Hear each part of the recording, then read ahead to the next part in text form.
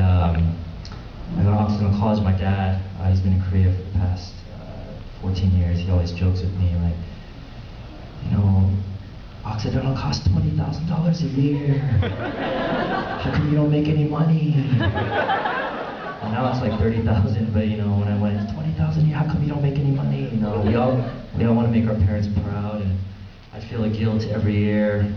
And I wasn't making any money, but at least I could tell them I won the KWB Spirit Award. So,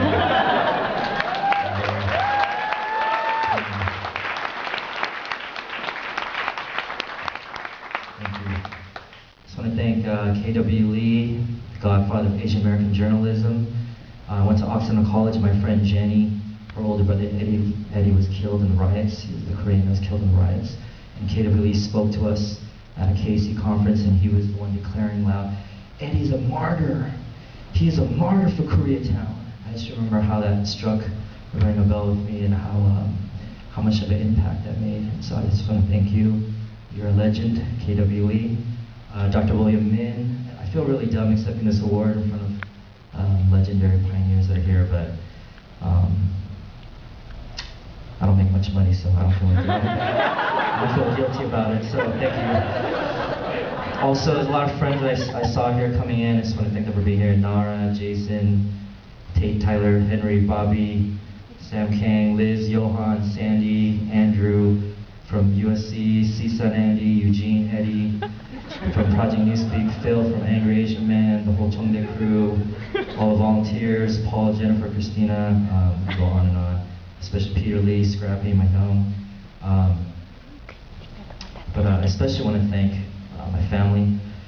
The only time in my life my father ever cried in front of me was when I was in 7th grade. He told of how he grew up in absolute poverty in Busan.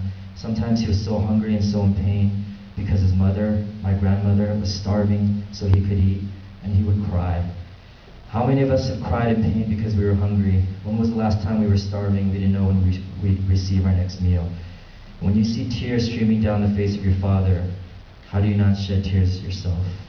He always reminded me how spoiled I am, how spoiled we are in America, living on the fruits of generations of labor, bloodshed, war, poverty, centuries of discipline, education, dedication to education with God-fearing morals. And he reminded me now that we forget to thank God. I thank God for my dad. He came to America with no money, limited English, studied day and night for over a decade to receive a master's and a PhD. He's now one of the most well-known pastors and authors in Korea. He lost his dad when he was 6 years old, but he was the best dad to me because he loved my mom. I don't care about all of his awards, degrees, and church accolades. The thing he kept most real is he loved my mom. It's their 50-year anniversary this year, and they say the best thing you can do for your children is love your wife. I hope to do the same, and it's all because of my dad. My parents are the #1 reason why the Kollaboration movement exists. My dad started a church with one family in 1976, the year I was born, and grew it to 3,000 people by 1996. He always showed me if you don't have a vision, you don't have anything. My dad is proof if you have a vision, faith, and hard work, it will lead to great things. So I want to thank you, Dr. John Ehwan Kim. You are a true underdog that is a champion. When I was 9 years old in 4th grade, I had chicken pox, and I would itch them off at night while I was sleeping. It would leave scars. One morning I woke up and my mom was holding my arms down, and I looked surprised. I looked up and I said, "Oh, Mom, what are you doing?" And looking at the expression on her face, she didn't have to say anything. She was next to me, holding my arms down all night so I wouldn't scratch the chicken pox off and leave scars. My entire childhood is filled with stories like these. They say the only time a man is allowed to cry is when his mother passes away. That is one day I do not look forward to, and it makes me cherish every conversation, hug, and time I spend with my mother. I love others because my mom showed me love. Mrs. Kim Won-soon, mother of 5, grandmother of 7, soon to be 8. Thank you. You're the beautiful queen that is the foundation of our family. When I was a senior in high school, my parents returned to Korea and have been there since for 14 years. And like many second-generation Asian Americans, my parents and I, we can't really connect or talk much.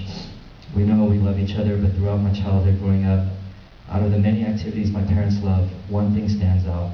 And my brother here, he knows, ping pong. My parents love ping pong.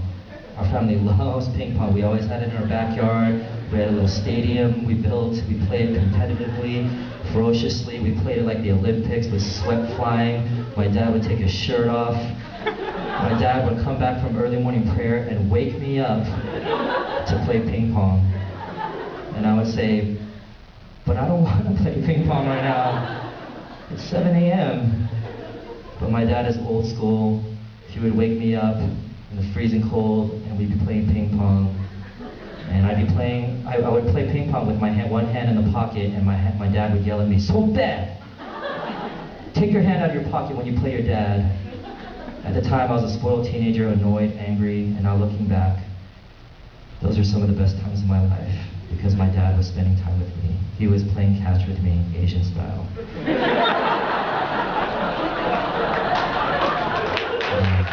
Thank you.